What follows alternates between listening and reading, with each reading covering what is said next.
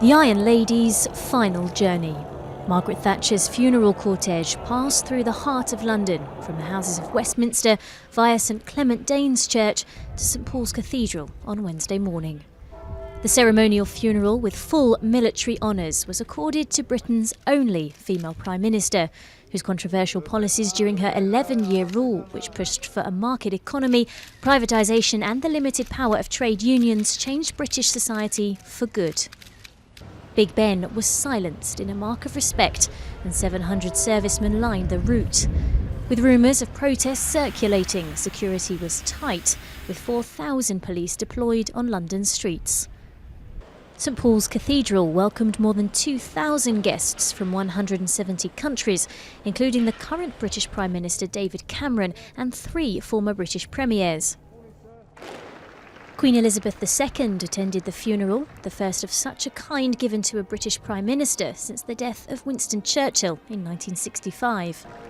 Outside of St Paul's Cathedral, thousands of people lined the streets to pay their last respects, clapping as Thatcher's coffin passed by. She just happened to be a woman, but the main thing was she was the best Prime Minister since Churchill. She needed to be strong, I think she needed to show leadership, I think that's what she did. But Thatcher's detractors were also out in force, with several hundred people booing and turning their backs as her coffin passed by. Let people see Thatcher is not a national icon and a national hero. Ask the people in Scotland what they think about her. They'll tell you exactly. Ask the miners, ask the steel workers. Many complained that the cost of the funeral, estimated to be as much as £10 million of taxpayers' money, is unjustified. But British Prime Minister David Cameron said Thatcher deserved a fitting send-off.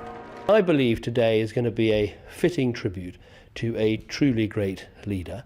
And I think the thing about Margaret Thatcher is she was there when our country needed her most.